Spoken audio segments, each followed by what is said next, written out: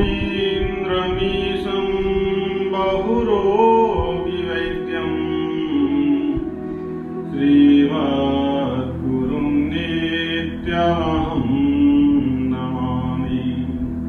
श्रीमद्गुरुं नित्यमहं नमामि। यं ब्रह्मा वरुणेन्द्ररुद्रमरुतः स्तुवन्ति दिव्यैस्तवैः वेदैः साङ्गपदक्रमोपनिषदैः गायन्ति यं सामगा ध्यानावस्थिततद्गतेन मनसा पश्यन्ति यं योगिनो यस्यान्तं न विदुः सुरासुरगणा। देवाय तस्मै नमः। देवाय तस्मै नमः। नारायणं नमस्कृत्य नरं चैव नरोत्तमं देवीं सरस्वतीं व्यासं ततो जयमुदीरयेत्। बोलिए लक्ष्मी नारायण भगवान की जय हो। कार्तिक मास की जय हो। ओम श्री गुरु चरण कमलेभ्यो नमः। श्री गुरुभ्यो नमः। गुरुवे नमः। मातृ पितृ चरण कमलेभ्यो नमः। ओम इष्ट देवीभ्यो नमः। कुल देवीभ्यो नमः। स्थान देवीभ्यो नमः। ग्राम देवीभ्यो नमः। एतत्करं प्रधान देवीभ्यो नमः। सर्वेभ्यो देवीभ्यो नमः। सर्वेभ्यो गणेभ्यो नमः। सर्वेभ्यो पितृभ्यो नमः।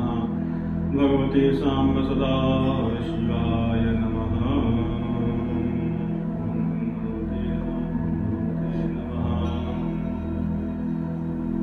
बोलिए कार्तिक मास की जय हो। जय हो।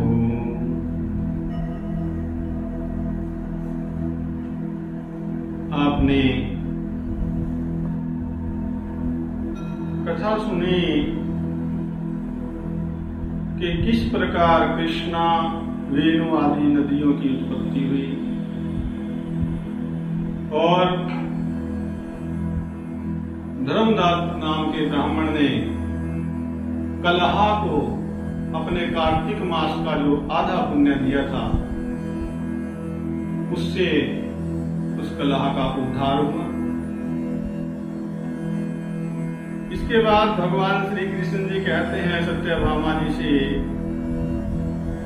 कि प्रिय ये संवाद जो है राजा पृथु और नारद जी के बीच में भी चल रहा था, इनके मध्य में भी ये चल रहा था।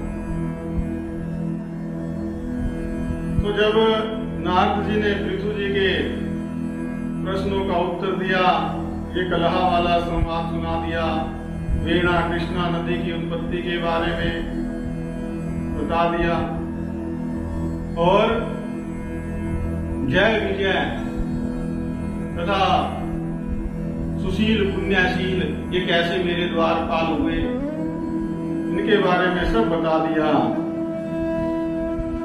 उसके बाद राजा पृथु ने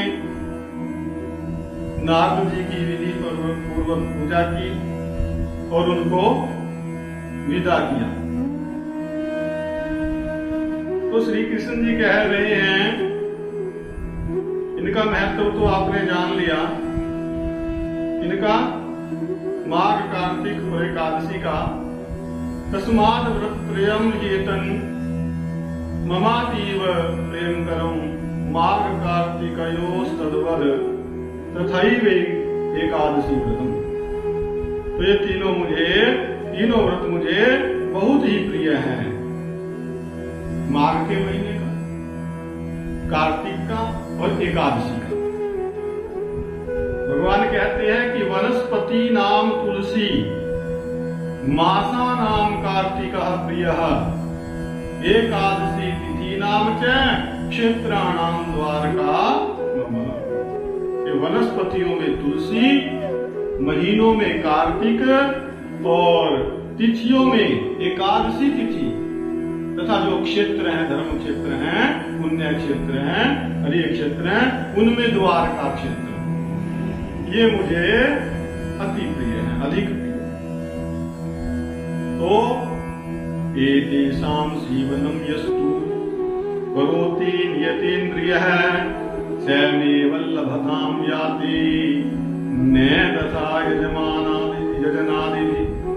इंद्रियों को वश में करके जो इनका सेवन करेगा वह मुझको जितना प्यारा होगा उतना यज्ञ आदि से मुझको प्रिय नहीं होगा।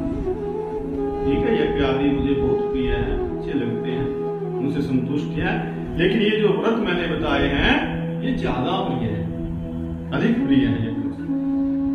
और जो ऐसा करेगा बताया कि वह पुरुष पापेभ्यो न भयं तेन कर्तव्यं नियमादपि एतेषां सेवनं कान्ते कुर्वतां मत्प्रसादतः।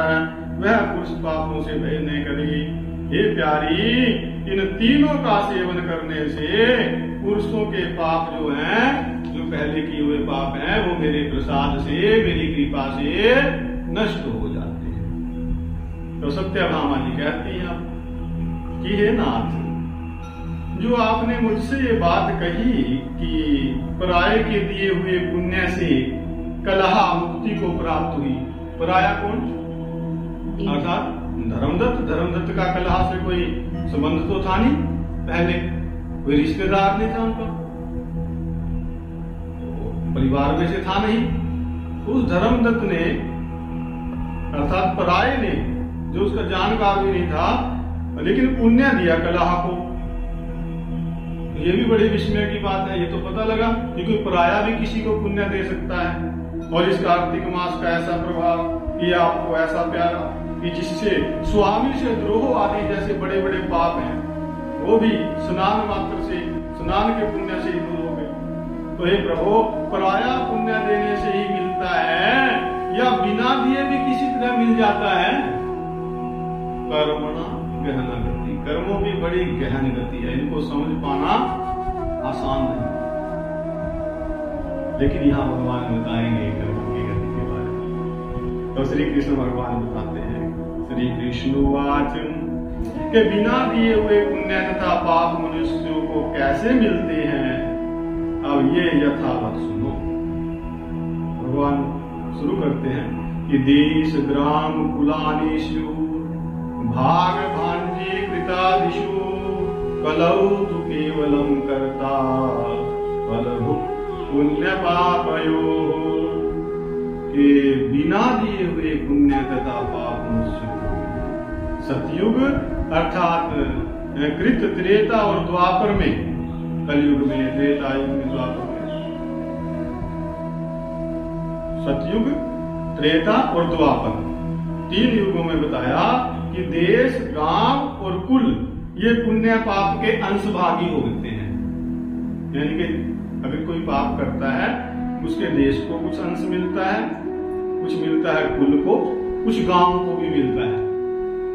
लेकिन कलयुग में जो है, कलयुग का विधान कुछ अलग बताया कि कलौ तु केवलम कर्ता फलभु पुण्य पापयोः। कलयुग में केवल करने वाला ही पुण्य तथा पाप का भागी होता है। कर्ता को ही पुण्य का या पाप का फल मिलता है। अब लेकिन और विशेष स्थिति बताई, अब आगे व्याख्या की है कि मिलता तो है उसको, जो पुण्य करेगा उसी को मिल जाएगा, पाप करेगा उसी को मिल जाएगा, लेकिन तब एक स्थिति है। क्या, कब बनती है ये व्यवस्था? कृति संसर्गे व्यवस्था मुदारिता और संसर्गात पुण्य पापानि यथा यान्ति तथा शृणु। इस संसर्ग न करने पर यह व्यवस्था कही गई है कि पुण्य करने वाला किसी से संसर्ग ना करे, जो अपने आप खाए इकट्ठा करे और किसी से मिले जुले ना, किसी से संसर्ग ना करे किसी प्रकार का, ना किसी से बातचीत, ना किसी के पास जाए, ना कोई उसके पास आए, बस एक जगह, जैसे गुफाओं में रह करके संत लोग तप करते हैं, अगर वैसे कोई तप करता है, भजन करता है और किसी से नहीं मिलता, ना किसी का दिया हुआ खाता, ना किसी से दान लेता, ना किसी से बातचीत करता, तब ये व्यवस्था है, और ऐसा होना तो बड़ा कठिन है। अब संसर्ग तो हो ही जाता है, और गृहस्थियों में जो सामान्य संसारिक प्राणी है तो व्यवस्था ही कुछ ऐसी है। तब बताया कि संसर्ग के कारण जैसे पुण्य पाप एक दूसरे को मिलते हैं, बचते हैं, एक दूसरे के इधर के उधर चले जाते हैं, घूमते रहते हैं, वो व्यवस्था बड़ी बात है कि एक स्थान में बैठने से, इकट्ठे बैठने से भी एक दूसरे के पाप पुण्यों के जो तत्व हैं वे इधर उधर होते हैं उनका, और भोग करने से, विवाह आदि संबंध से, और एक पात्र में भोजन करने से भी बढ़ते हैं आपस में एक पाप पुण्य, तो इसलिए एक पात्र में भोजन ना करें। पुण्य तथा पाप का आधा फल मनुष्य पा लेता है केवल इन कर्मों से। तो इसलिए हमारे शास्त्रों में संगति का बड़ा महत्व दिया है, सत्संग करो, सत्संग करो, सत्संग करो, इसलिए सत्संग जरूरी है। यदि पुण्यवान पुरुषों के पास बैठेंगे, उनके संसर्ग में रहेंगे तो पुण्य प्राप्त होंगे, यदि पापी तो फिर, है ना।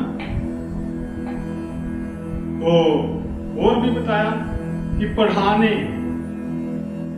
यज्ञ कराने और एक पंक्ति में भोजन करने से मनुष्य चतुर्थांश फल को परोक्ष रूप में प्राप्त करता है। ये प्रत्यक्ष तो नहीं दिखाई देते आते जाते हुए, लेकिन परोक्ष रूप में होता है ऐसा सूक्ष्मता। और देखने, सुनने और मन के द्वारा ध्यान से मनुष्य को पुण्य और पाप का 100वां भाग प्राप्त होता है। किसी को देखते हैं उसके भी पुण्य का भाग मिलता है, या पापी को देखेंगे तो पाप आएगा, पुण्यवान को देखेंगे तो उसका पुण्य आएगा, लेकिन 1% सिर्फ इतना देखो। तो इसलिए काफी अच्छा देखो और सोचो।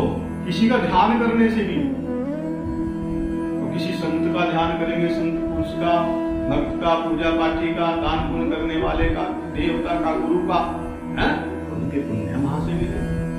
और किसी पापी का जिससे आपको दुश्मनी रखते हो, उसका करोगे, दुष्कर्म करने वाले की बातें करोगे, उसका मिलेगा फिर। अब बात आई ध्यान देने की कि दूसरे की निंदा, चुगली और धिक्कार देने से उसके किए हुए पापों को लेकर के प्राणी अपना पुण्य उसको दे देता है। बड़ी लिखने योग्य बात है, बिल्कुल जिंदगी में अपने दिमाग में लिख लो, कॉपी पे लिख लो।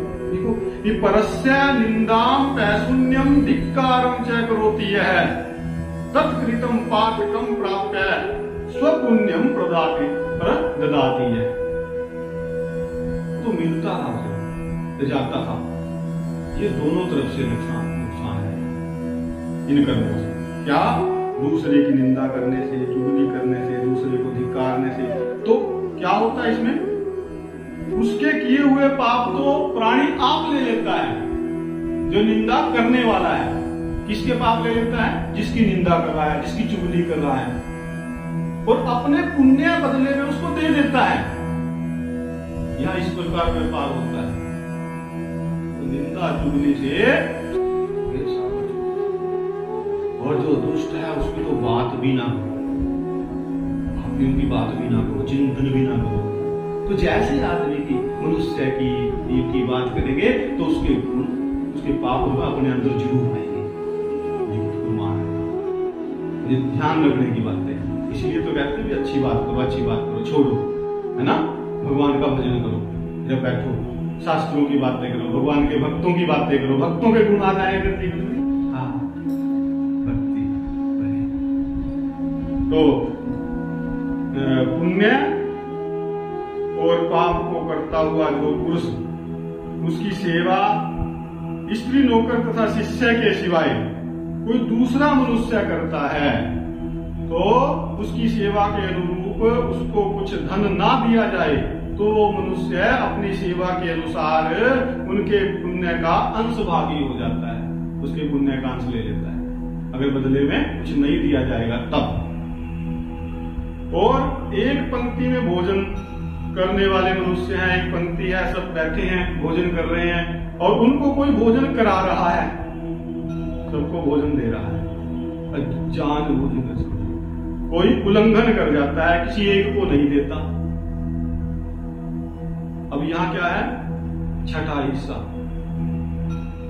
उसके पुण्य का, किसके पुण्य का, जो बरताने वाला है, जो बांट रहा है, उसके पुण्य का छठा हिस्सा जिसको नहीं दिया गया, पंक्ति भेद कर दिया जिसके साथ, उसको प्राप्त हो जाता है। तो पंक्ति भेद नहीं करना चाहिए। और स्नान तथा संध्या आदि करते समय यदि कोई किसी से बातचीत करे, जो संध्या वंदन कर रहे हैं, भजन कर रहे हैं ना, या स्नान कर रहे हैं, उस समय जो किसी से बातचीत करता है तो वो अपने उस शुभ कर्म का, अपने उस शुभ कर्म का छठा हिस्सा दूसरे को दे देता है। तो इसलिए भजन मौन होके किया जाता है ना, जब में बोलना नहीं रहस्य किया, बड़ी सरलता से बता दी। अच्छा तो यही है कि शास्त्र ने जो कह दिया मान लो, और अगर विश्लेषण चाहिए तो फिर पुराणों का श्रवण करना है, पठन करना है, सब समझाया है। तो जो पुरुष, अभी बड़ी ध्यान देने की बात है, ये भी याद रखने की कि अपहृत्य परद्रव्यम च पुण्य कर्म करोति है, कर्म कृत पाप भोक्तात्र धनिनस् तदभवम् फलम्। इससे पहले एक बात बताता हूं। ये तो बात है कि स्नान तथा संध्या आदि करते समय यदि कोई बातचीत करता है तो वह मनुष्य जो अपना शुभ कर्म का छठा अंश जो है दूसरे प्राणी को दे देता है। बात होगी। अब है कि पराया द्रव्य हरण करके कर्म करेगा, उसका क्या होगा।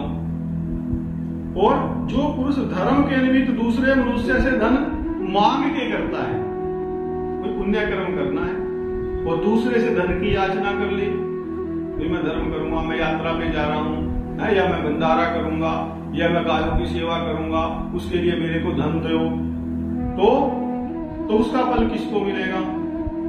तो वो जो दाता है वो उसके कर्म फल को प्राप्त करता है।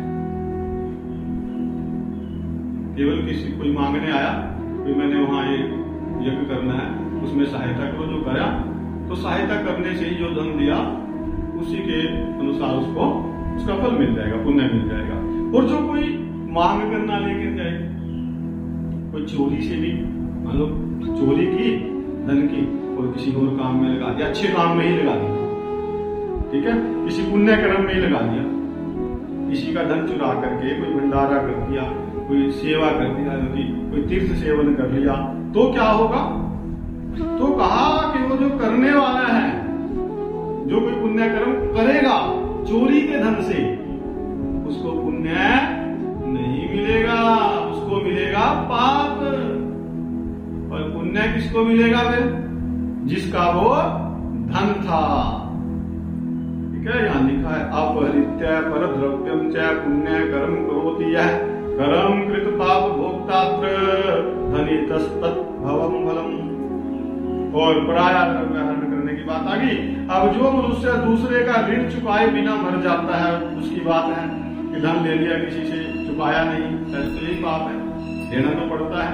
धर्म पुराण में तो बड़ा विस्तार से, लेकिन यहाँ बताया कि जो धनी अपने धन के अनुरूप जो है उसका पुण्य प्राप्त कर लेता है। जो मनुष्य दूसरे का ऋण चुकाए बिना मर जाता है तो उसका जो पहले का किया हुआ धर्म है, वो जिसका धन था उस प्राणी को उस धन के अनुसार मिल जाता है। ठीक है जी। इसके बाद और बुद्धि दातानुमंता च यश्चोपकरण प्रदः प्रेरकश्चापि षष्ठांशं प्राप्नुयात् पुण्य पापयोः।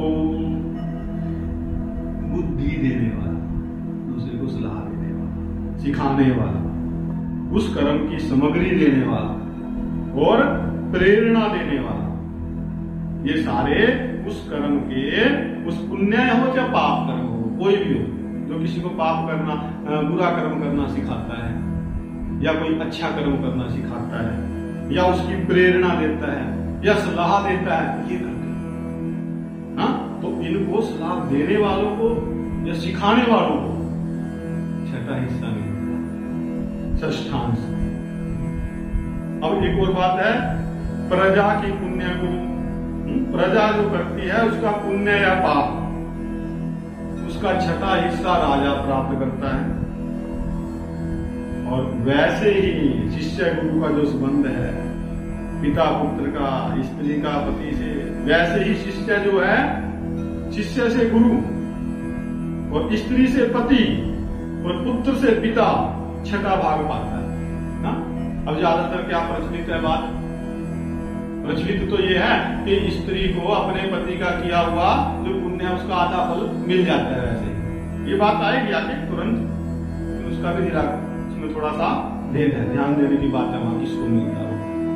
लेकिन यहाँ बताया, और वो कहते हैं पति को नहीं मिलता, लेकिन इसका यहाँ प्रमाण मिलता है, शिष्या गुरु स्त्रियो भर्ता पिता पुत्रा तथैव च, स्त्री से पति को और पुत्र से पिता को भी छठा भाग प्राप्त होता है। जो पुण्य कर्म या पाप कर्म बेटा करेगा उसका छठा हिस्सा उसके पिता को भी मिलेगा। जो स्त्री कर्म करेगी अच्छा या बुरा, उसका छठा हिस्सा उसके पति को भी मिलेगा। और ऐसे ही गुरु शिष्य का संबंध है, यदि शिष्य कोई अच्छा काम करेगा सत्कर्म तो गुरु को मिलेगा छठा हिस्सा, और जो कोई पाप कर्म करेगा, लूट खसोट करेगा, पीड़ा देगा, धोखा देगा किसी को शिष्य, तो उसका भी छठा हिस्सा मिलेगा गुरु को। सारे ध्यान रखने की बात है, कर्मों की गति बड़ी गहन है और ये कटते भी बहुत मुश्किल, लेकिन फिर भी परमात्मा की कृपा। और भगवान बताते हैं, अब आगे वही बात कि जो स्त्री है वो अपने पति के पुण्य का आधा भाग पा लेती है। पति को कितना मिलता है? अगर पत्नी कोई सत्कर्म करे, पति को कितना मिलेगा? उसका छठा हिस्सा,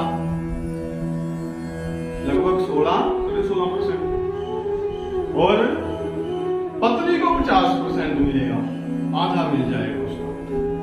हाँ, पत्नी की मौत है, लेकिन हाँ कौन सी पत्नी को मिलेगा?